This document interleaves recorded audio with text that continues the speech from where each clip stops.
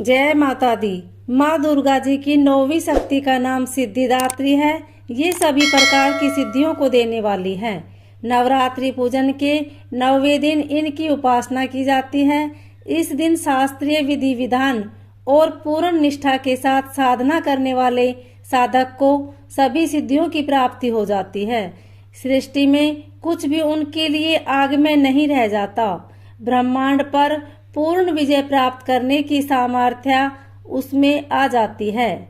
मार्कंडेय जी पुराण के अनुसार अणिमा, महिमा, गरिमा, अगिमा प्राप्ति, प्रकार में ईशितव और वसितव, ये 8 सिद्धियां होती है। ब्रह्म वैवर्त पुराण के श्री कृष्ण जन्म खंड में यह संख्या 18 बताई गई है। इनके नाम इस प्रकार है: अणिमा, लघिमा प्राप्ति, प्राकाम्य, महिमा, ईशितव, वासितव, सर्वकामा वसायिता, सर्वज्ञ, दूर श्रवण, परकाय परवेशन, वाक सिद्धि, कल्प वृक्षतव, सृष्टि संहार करण सामर्थ्य, अमरतव, सर्व न्यायकतव, भावना सिद्धि। माँ सिद्धिदात्री भक्तों और साधकों को ये सभी सिद्धियां प्रदान करने में समर्थ है। देवी पुराण के अनुसार भगवान शिव ने इनकी कृपा से ही इन सिद्धियों को प्राप्त किया था। इनकी अनुकंपा से ही भगवान शिव का आधा शरीर देवी का हुआ था। इसी कारण वे लोक में अर्धनारीश्वर नाम से प्रसिद्ध हुई। माँ सिद्धिदात्री 4 भुजाओं वाली है। इनका वाहन सिंह है। ये कमल पुष्प पर भी आसीन होती है। इनकी दाहिनी तरफ के नीचे वाले हाथ में कमल पुष्प है।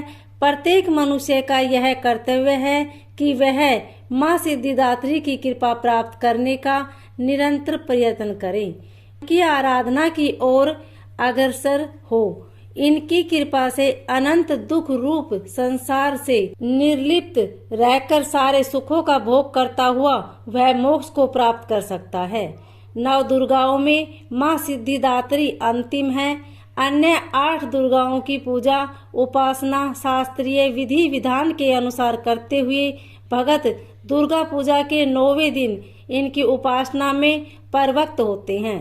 इन सिद्धिदात्री माँ की उपासना पूर्ण कर लेने के बाद भक्तों और साधकों की लौकिक परलौकिक सभी प्रकार की कामनाओं की पूर्ति हो जाती है। सिद्धिदात्री माँ के कृपा पात्र भक्त के भीतर कोई ऐसी कामना शेष बचती ही नहीं है जिसे वह पूर्ण करना चाहे।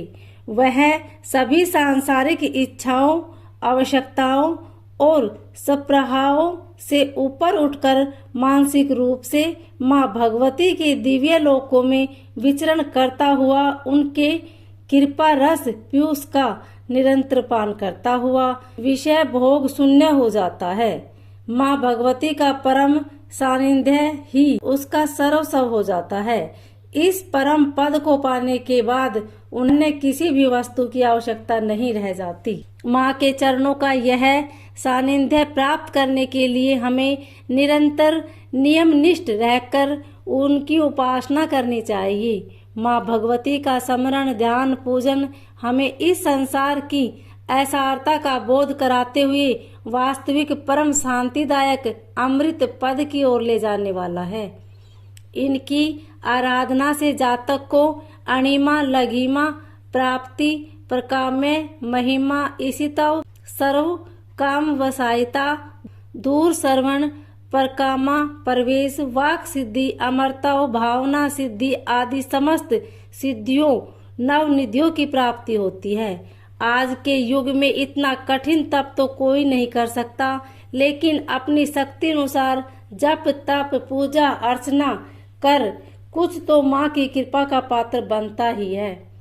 प्रत्येक सर्वसाधारण के लिए आराध्य योग्य यह श्लोक सरल और स्पष्ट है। माँ जगदम्बे की शक्ति पाने के लिए इसे कंठस्थ कर नवरात्रि में 9वीं के दिन इसका जप करना चाहिए।